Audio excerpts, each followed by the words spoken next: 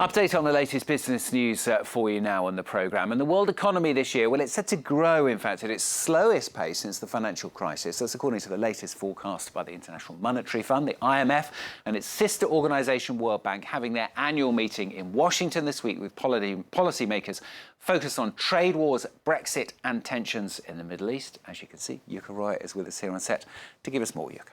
Well, Stuart, the IMF's latest World Economic Outlook is indeed dismal, predicting global growth of just 3% this year, down 0.2% from its previous forecast in July. Ahead of this week's policy meeting, the group's new chief had already warned that 90% of the world was facing an economic slowdown. Charlie James takes a closer look at the downgrade. A bleak warning from the International Monetary Fund. The world economy's growth this year will be the weakest since the 2008 financial crisis. Tuesday, the IMF's bi-yearly World Economic Outlook report cut the growth forecast for 2019 to 3%. And the organization's chief economist had a message for world politicians. Global outlook remains precarious with a synchronized slowdown and an uncertain recovery. At 3% growth, there is no room for policy mistakes and an urgent need for policymakers to support growth. The IMF's new forecast is down 0.2% from its previous one in July, also 0.6% lower than its 2018 growth projections. Let's take a look at the main causes cited. First, there's the U.S.-China trade war, which the organization says causes economic difficulties, including market turmoil, reduced investment, and supply chain disruptions. It added the outlook could worsen further if trade tensions remain unsolved. Another major factor, Brexit. The UK's uncertain departure from the EU remains a big source of anxiety in Europe. If Britain crashes out without a deal, it could cause a massive hit to both economies.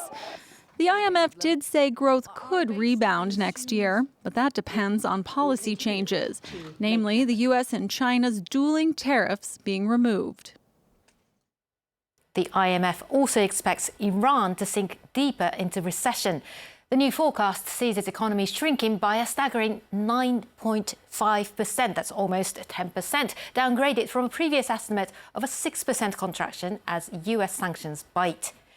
The measures imposed after the US pulled out of a 2015 nuclear pact targeted nearly all sectors of Iran's economy, including its vital oil industry, at a time the country was already grappling with high unemployment and rising inflation.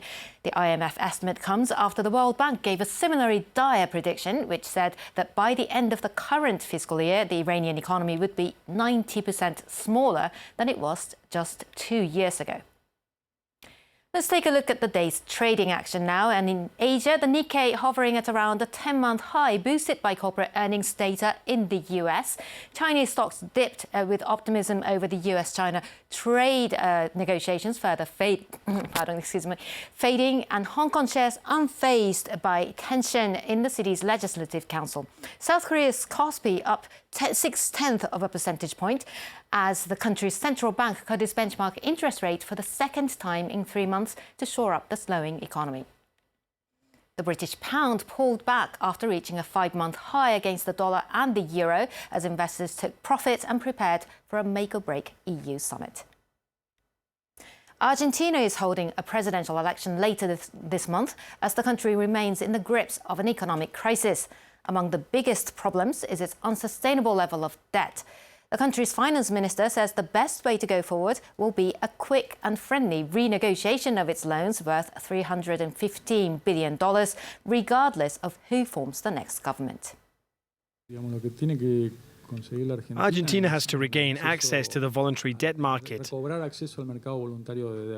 because, as I said, no country can live a year and a half paying all its debts in a sustainable way because no country does it.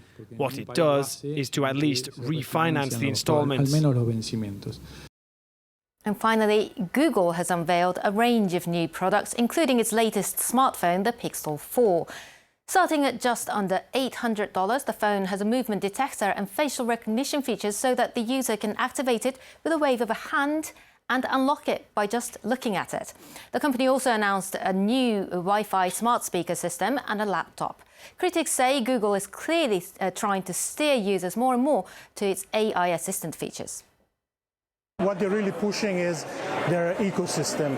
They're really trying to have, families go out and rely on Google. So all your network in your home, your Wi-Fi is going to be Google, your speakers are going to be Google-based, and everything else. So your interactions with their phones and devices is supposed to be seamless and easier to use than it is today.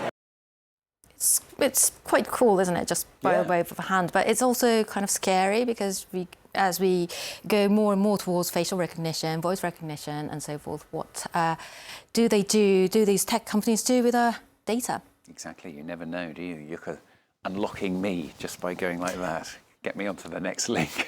You can write it on France 24.